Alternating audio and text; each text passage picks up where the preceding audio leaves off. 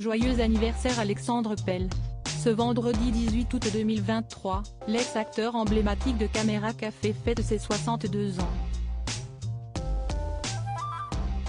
Celui qui a longtemps fait plier de rire les téléspectateurs de la 6 Est par le passé aussi brouillé avec Bruno Solo, son ex-partenaire à l'écran.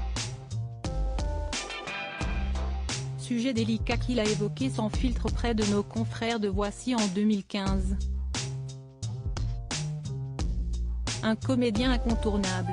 Ce vendredi 18 août, Alexandre Pell fête ses 62 ans. Un bel événement qu'il aura certainement la chance de pouvoir célébrer avec ses proches.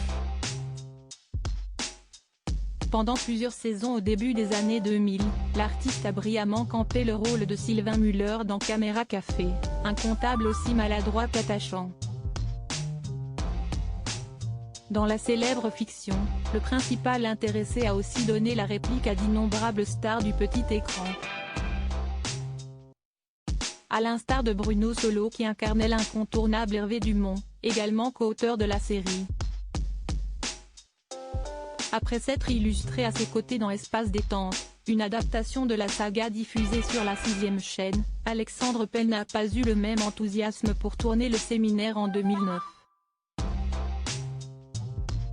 Au cours d'une entrevue accordée à nos confrères de Voici en 2015, Alexandre Pell a révélé qu'il s'était même fâché avec Bruno Solo. Ils ont décidé de baisser mon salaire pour Le Séminaire, et j'ai refusé. Je ne suis pas que Sylvain de Caméra Café.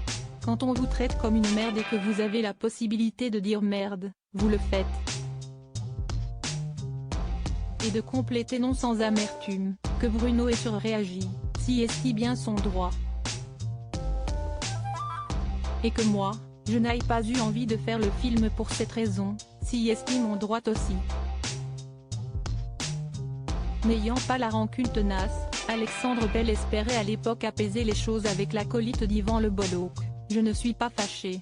S'il y a une réconciliation à faire, si est du côté de Bruno.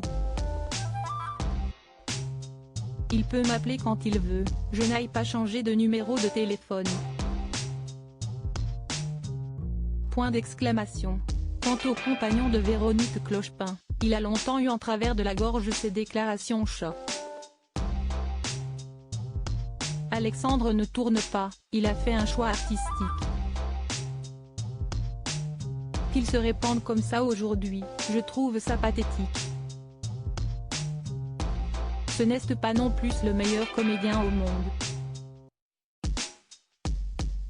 On a même été obligé de lui enlever des répliques tellement il ramait dans le premier film, avait lâché l'heureux papa de 2 enfants au micro des grandes gueules sur RMC. Avant de renchérir, je suis désolé d'en arriver là mais de voir qu'il se venge par amertume ou aigreur, je trouve ça grotesque et ridicule de sa part. Fort heureusement depuis, de l'eau a coulé sous les ponts.